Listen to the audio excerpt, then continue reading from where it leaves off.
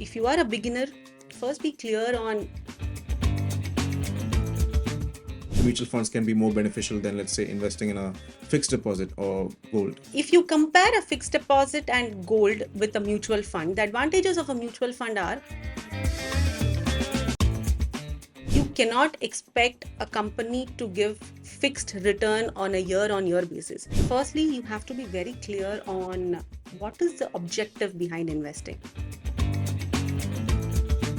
Liquidity risk, which means if a mutual fund manager is not holding enough cash in his fund, investing in mutual funds is risky. Investing in stocks is risky.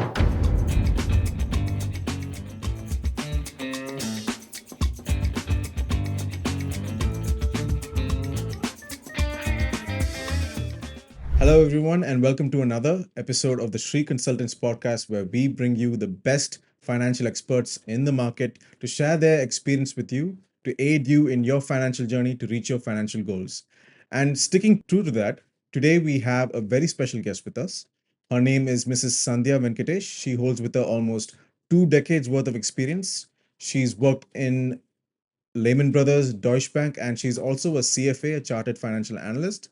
It is my privilege and honor to welcome Mrs. Sandhya Venkatesh. Hello, ma'am. Thank you so much for gracing us with your presence and making free time for us. Thank you for the lovely introduction. My pleasure. So let's begin with something at the foundation level. We hear a lot about mutual funds these days in ads, mutual fund sahi hai and whatnot. So, what is a mutual fund and how does it work? How would you explain it to a layman person? So assume that you have just learned driving, okay, and you want to drive to Bangalore. There are two ways of reaching Bangalore.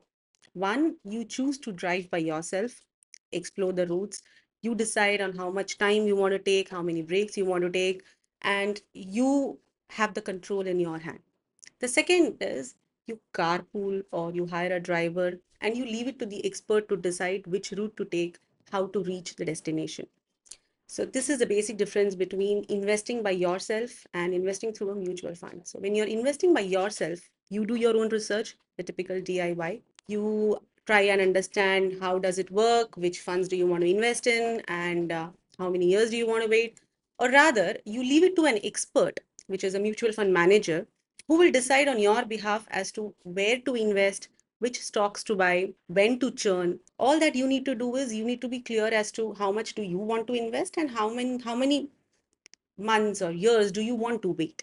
So this is probably the basic difference between investing by yourself and through a mutual fund. So now that we have an understanding of what a mutual fund is at the foundation level, how can we go about investing? Like, because there are so many different types of funds.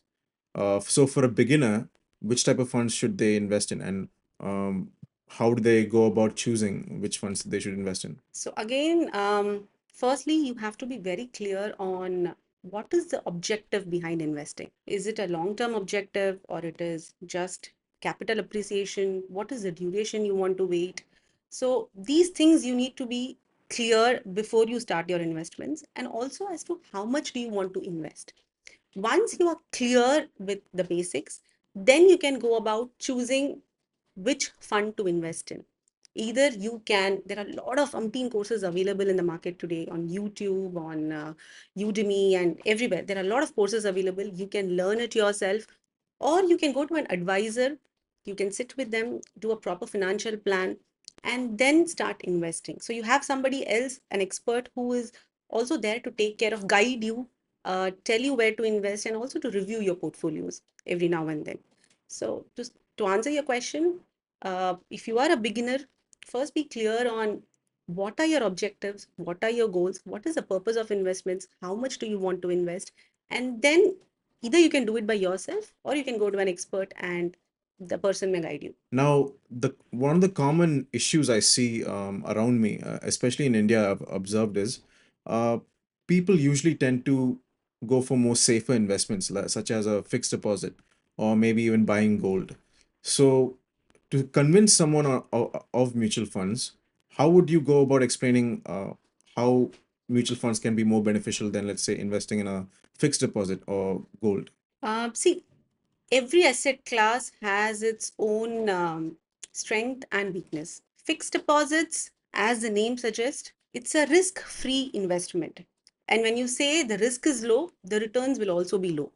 So the returns post-tax will be around 5.5%. And if you're a senior citizen, maybe 6.5%, which might not even beat inflation. On the other hand, gold has given about 10 to 11% in the last 10 years or 12 years. I'm talking about the annual growth rate. So if you compare a fixed deposit and gold with a mutual fund, the advantages of a mutual fund are you can invest as low as rupees 100 in a mutual fund, which is not the option is not available when you go for a fixed deposit or a gold. In gold, the minimum investment value will start, say, about 5,000. Now it reached 10,000.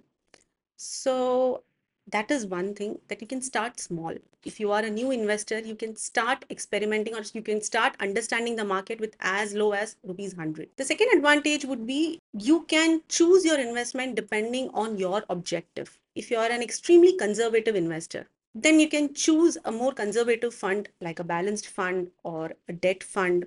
If your investment horizon is less than a year, probably you can choose a liquid fund. If you want, you can in fact invest in gold as well through a mutual fund. So the advantage is you can choose your funds basis your objective. And number three, you have flexibility in mutual fund. Whenever you want to redeem, you can redeem and you will have the funds available in your account in the next 2 days. Fixed deposits, it's very difficult to redeem because you have a lock-in period, and if you withdraw it early, you have to pay a penalty. Gold, see, if you have to sell gold, you also end up paying a lot of making charges. You lose on the making charges. So even though selling gold is not as difficult as redeeming from a fixed deposit, but there are certain challenges involved with gold. So when you compare these three investments, mutual fund has a lot more flexibility to offer and a lot of variety that it offers as compared to these two asset classes. Having said that, I would also suggest that never put all your eggs in one basket. Also have some bits of gold investments also in your portfolio as a part of diversification. You spoke about returns, so I'd like to ask a question about that specifically. You might hear the classic question that everyone might ask: how much of returns am I going to get from this? So, how would you address that with regards to mutual funds? Okay, so see, in mutual funds or equity, if you take equity as an asset, um, I personally believe that anywhere between 0 to 3 years is called short term, 3 to 5, 5.5 years is about midterm, and 5, 6+ years is long term. So, what is equity? Equity is basically buying shares of an existing company.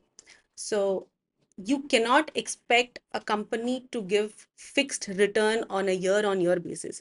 But if you know the fundamentals are strong, the company is going to perform and is going to give you returns. So you will have to wait in an asset class like equity to see some good returns.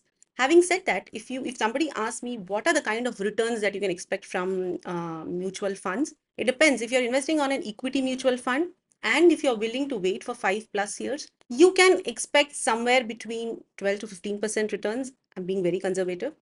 If you're investing in a balanced fund, which is a hybrid fund, which has some equity and some debt, predominantly equity, you can expect somewhere between 10 to 12%. And if you're investing it in a debt fund, pure debt fund, you can expect about 7 to 10% returns. These are the returns that these funds have generated over a period of time, probably over the last 10 years, 20 years, 30 years. There is no guarantee in mutual funds that whatever has happened in the past is what will happen in the future. But if you wait, you will be able to see these kind of returns. So, from what I've seen, there are two ways that people can invest in a mutual fund. One is through an SIP, which is a systematic investment plan, and a lump sum. Now, I'd just like to get some clarity as to what is the difference between the two and which is a better mode of investment. So SIP, as the name suggests, it's called systematic investment plan. So it's systematic, which means at a particular date, you can choose that date, a particular amount gets debited from your account and gets credited to the mutual fund account. It happens systematically and you can choose the frequency. It can be monthly, it can be weekly, it can be quarterly, or it can be trigger based. As whenever the market is falling by 5%, 10%, I want to invest this much amount into this fund.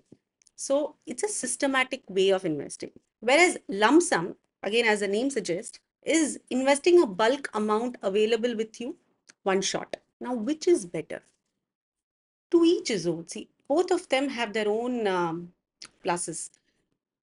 For somebody whose salary, SIP becomes more convenient because you know that at the end of the month you will receive a certain amount which is fixed, and you know what are your monthly expenses, what are your monthly commitments, and you can decide what is the amount that you want to invest every month. So you'll have a fair idea that this is the amount that I can save on a monthly basis. So SIP becomes more convenient. For somebody who's doing business, for example, they might not get regular incomes, but they might get bulk amounts in between. Like they might close a deal and they might get a bulk amount. So in that case, a lump sum investment makes more sense. For a salaried person, again, end of the year, you get a bonus, you do a lump sum investment. So it depends on your situation, it depends on your income pattern and how much are you able to save, and you can decide whether you want to go with SIP or lump sum. So now that we have a fair understanding of mutual funds and the different ways we can invest it, let's come to the risk part. What are the risks involved with this, and how can someone reduce the risks? So in a mutual fund, if you see, there are multiple risks involved.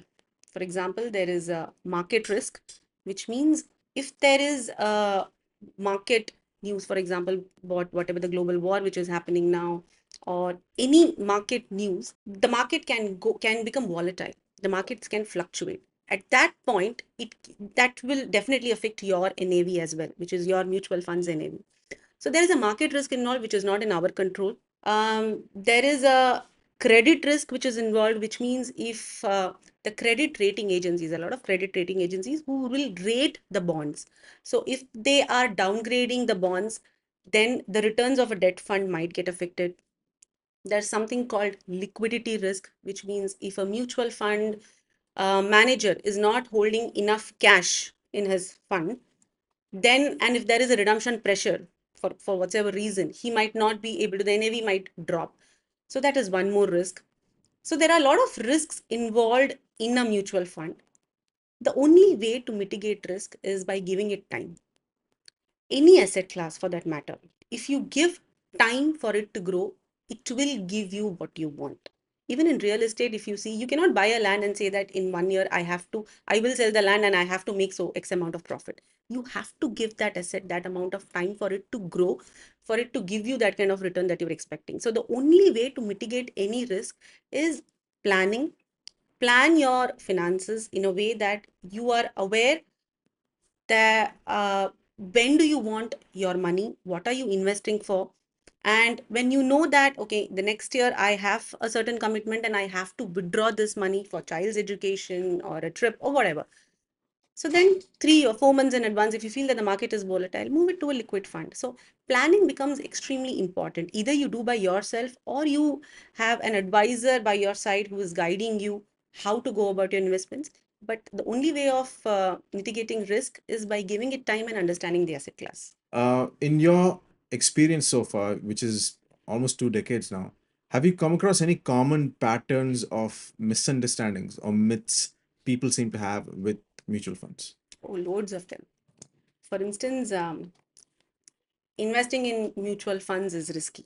Investing in stocks is risky. Many a times people come up with this thought because they would have seen someone invest in 1 or 2 stocks and that wouldn't have performed well, or the timing would have been wrong. They would have invested at a time when the markets are falling, and within few months they would have panicked and they would have withdrawn money. So this is one myth that I come across quite often, that mutual funds are risky, stocks are risky. Now another one is mutual funds are only for people who are rich, for people who are experienced, which is not the case. Anybody can start investing in a mutual fund with as low as rupees 100, as I mentioned before. So that is one myth. Another thing is all mutual funds are the same. Mutual fund is only equity. So no, there are different kinds of mutual funds available. For instance, there is equity fund, debt fund, hybrid funds. You can also invest in gold through mutual funds. You can invest in real estate through mutual funds. There are sectorial funds available. So mutual fund is not just equity, it has a lot of other options available too. So these are, I think, few myths that I have come across quite frequently.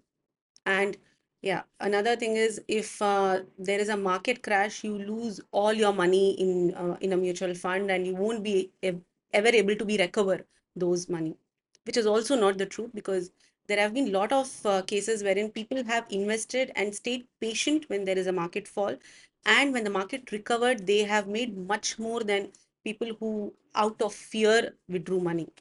So yeah, I think these are some risks that I have come often I've come across quite often in the last few years. That was very insightful. I think a lot of people need to hear that from an expert's point of view. So one thing I've never heard anyone talking about with regard to mutual fund is the tax part of it. So what do investors need to be aware in terms of taxes they need to pay when they withdraw their mutual funds? Okay, so as any asset class, even in mutual funds, there is a tax part on the gains that you uh, make. Again, that is one of the myth again that I have come across, that you have to pay taxes on the entire amount that you have invested in a mutual fund, which is not. Just the You gains. only make pay taxes on the gains that you have made. It's a capital gain tax. So, in a mutual fund, if it is an equity oriented mutual fund, which means if the mutual fund has more than 65% equity in it, it comes under the category of equity. So, an equity mutual fund, from the taxation's point of view, anything less than 1 year is short term, and anything more than 1 year is long term. So the short-term capital gain tax after the new budget, uh, the short-term gain tax is about 20%, and the long-term gain tax is about 12.5% over and above 1.25 lakhs. This might be a little confusing. Probably we can put the chart below in the description for you to understand it better. But since you asked this question, so mutual fund, if it is an equity, short term is 20%, long term is 12.5%, over and above 1,25,000. And for any other mutual fund, short term is less than 24%, 24 months, sorry, and long term is more than 24 months. Long term is again 12.5%. Short term gets added to your income slab. So maybe we can have a separate session on explaining how these taxes work, because it might be too much for you to consume if you're a first time investor. But this is how the taxation works in mutual fund. So to round this up, I would love if you could give us 3 tips that someone could implement to start their investment journey today in mutual funds. Start small, be consistent, have patience. Don't let greed or fear take over your decisions. So start small, because you don't want to put everything at one shot, and then if there is a market fall or there is a volatility, you don't panic. So if you're choosing an SIP route, be consistent and have patience. Wait till you reach your goal. And number three, do not let greed or panic take over you. So even if the market is bullish and you have your waiting period, but you see the markets are going up, suddenly redeeming funds, um, or investing more funds, or when you see the market is falling down out of fear, withdrawing all the funds, don't let greed or fear take over you. Be patient, wait till you reach your goal, and take your decisions wisely. It feels like we've gained a wealth of knowledge in such a short amount of time. Thank you so much for sharing your experience and insights with us, Sandhya ma'am. Thank you for your time again. Thanks, John. My pleasure. It Yeah. was fun And talking to you. And to all our viewers right now, I would urge you all to subscribe to the Sri Consultants YouTube channel so that we can keep on inviting these finance experts here and sharing their wealth of knowledge with you so that we can help you to achieve all of your financial goals at your set time. So please subscribe to the channel, follow us on all of our social media handles, and we look forward to serving you more and bring you the premium value possible in the market.